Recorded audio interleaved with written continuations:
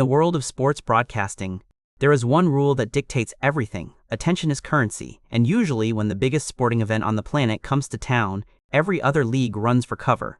You do not compete with the FIFA World Cup. You do not try to fight a tsunami.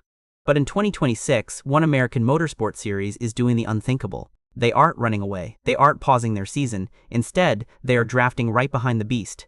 Fox Sports and IndyCar have just revealed a master plan that looks less like a racing schedule and more like a tactical military operation.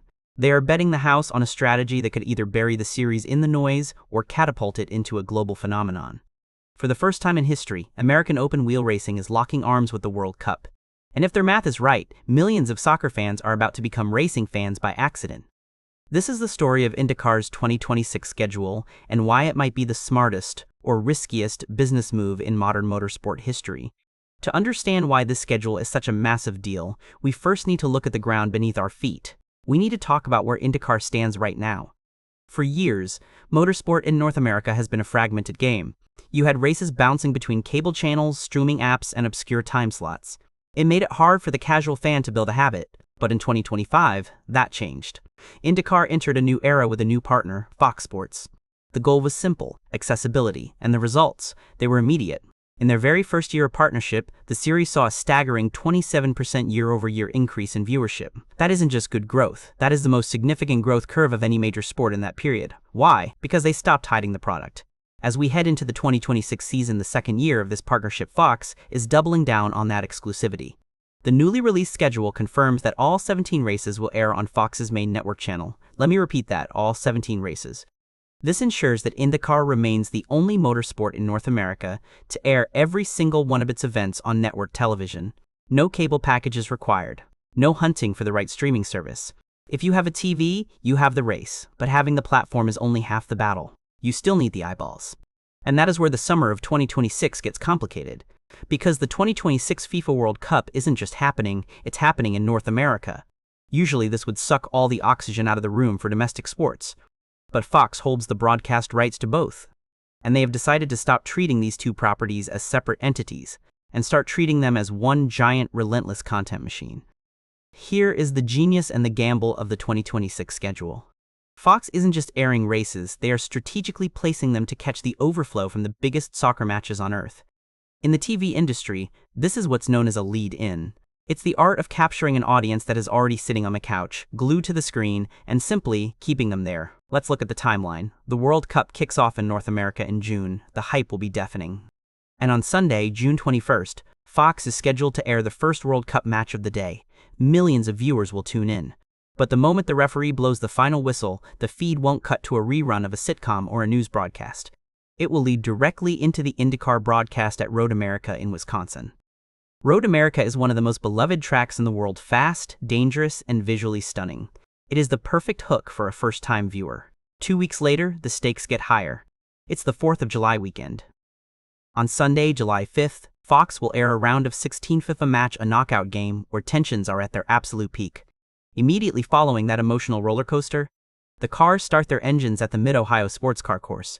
But the crown jewel of this strategy lands on July 19th. This is the date of the Nashville Superspeedway race. In previous years, Nashville has been the season finale, but now it sits in the middle of the summer heat. Why? Because July 19th is the day of the FIFA World Cup final. While the exact minute-by-minute timing is still to be announced, the intention is crystal clear. The World Cup final is expected to provide a massive, unprecedented lead into the race. We are talking about an audience that could number in the hundreds of millions globally, and tens of millions domestically, potentially flowing straight into an oval race in Tennessee. This is no longer just about scheduling conflicts. This is about ecosystem. Mark Miles, the CEO and president of Penske Entertainment Corp., which owns IndyCar, has been very open about this vision. He isn't looking to just maintain the current fan base. He told the press, "On the heels of significant milestones and momentum last year, this new season will provide meaningful opportunities to reach new audiences and build upon the best growth trajectory in all of sports." That phrase, best growth trajectory, is key. They believe they have caught lightning in a bottle, and they are using the World Cup to smash that bottle open. There is a subtext here that we need to unpack. Why go to all this trouble? Why try to marry soccer and open-wheel racing? It's because Fox and Penske Entertainment are trying to reframe what IndyCar is. For decades, IndyCar has fought a reputation of being a strictly American product. It's in the name, but the driver lineup has always been international, and the racing-style road courses, street circuits appeals to the European sensibility much more than NASCAR does. By aligning with the World Cup, Fox is trying to position IndyCar as a global sport that just happens to race in the US. The 2026 schedule reflects this diversity of venues. It's not just ovals. We kick off on March 1st on the streets of St. Petersburg, Florida. We go to the legendary Long Beach Street Circuit in April. We hit the permanent road courses like Barber Motorsports Park and Laguna Seca. And, of course, there are the massive strategic expansions. Take a look at March 15th, the streets of Arlington. This is a brand new addition for 2026. Arlington, Texas, is a massive sports hub home to the Dallas Cowboys and the Texas Rangers. Putting a street race there is a statement. It says, we belong in the major leagues. Then, look at August 16th. The series heads north of the border to the streets of Markham in Canada. This reestablishes a vital footprint in a country with a massive motorsport heritage, and we can't ignore the double-header strategy. On Saturday, March 7th, the series heads to Phoenix Raceway. But notice the date, it's a Saturday. That's unusual. Why race on a Saturday? Because that weekend is a shared ticket with the NASCAR Cup Series, which races on Sunday. By racing the day before NASCAR, IndyCar puts itself in front of the stock car audience, trying to cross-pollinate the fan bases. It's the same logic as the World Cup strategy, just on a domestic scale. Every move on this schedule is calculated to put IndyCar in front of people who aren't currently watching it. Now, you might wonder, what do the drivers think about all this? Usually, athletes hate change. They hate schedule shuffles, they hate distractions, and they hate uncertainty. But in the IndyCar paddock, the mood is surprisingly different. The drivers realize that their sport is finally getting the big league treatment. Take Alex Palou. By 2025, Palou had cemented himself as a legend, a four-time series champion and an Indy 500 winner. He has seen the series struggle for attention in the past. Palou went on record saying that the incredible year for IndyCar on Fox was felt by the entire grid. The drivers feel the difference when the cameras are bigger, the audience is louder, and the ratings are climbing.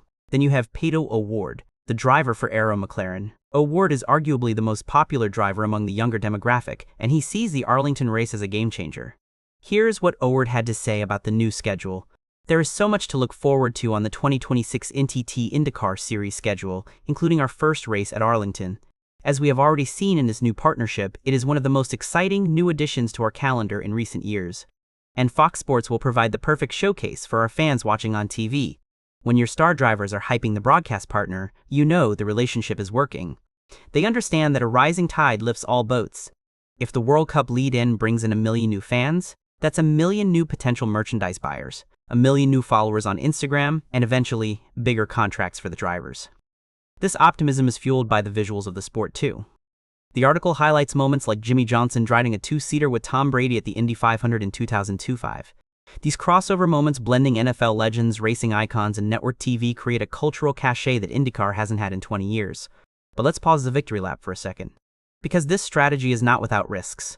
Reliance on a lead-in audience is a double-edged sword. Yes, the World Cup will deliver millions of viewers to the channel, but will they stay? There's a phenomenon in TV called audience flow. The goal is to keep the viewer from changing the channel. But soccer and motorsport are very different animals. Soccer is continuous flow, racing is loud, technical, and often interrupted by commercials. If the transition isn't handled perfectly, if the broadcast doesn't immediately hook those casual soccer fans with drama, personality, and action, those viewers will vanish in seconds. Fox has to bridge the gap. They have to explain why a soccer fan should care about Christian Lundgaard passing someone at Long Beach, or why the strategy at the Indy 500 matters.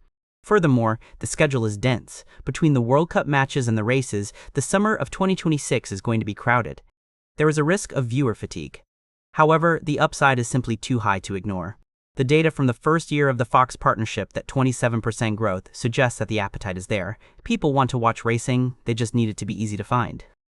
By removing the friction of cable subscriptions and placing the races next to the biggest event in the world, Fox is removing every barrier to entry. And let's not forget the big one, Sunday, May 24th, 2026, the 110th Indianapolis 500. It gets a massive 6-hour coverage window starting at 10,000 AMA.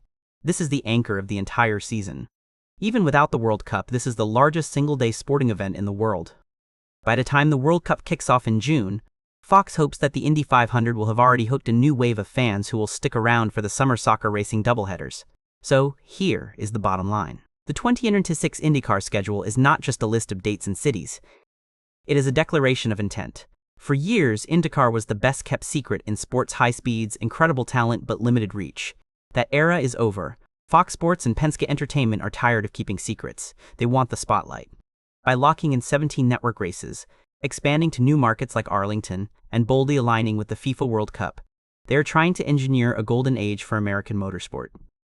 They are betting that if you put the fastest cars in the world in front of the biggest audience in the world, the result will be magic. We have seen the momentum build in 2025. The teams are ready, the drivers are ready.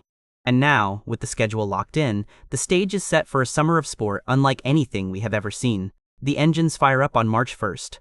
But the real race, the race for the global audience, begins when the World Cup kicks off in June. And for the first time in a long time, IndyCar isn't just watching from the sidelines. They are playing the game. Thanks for watching.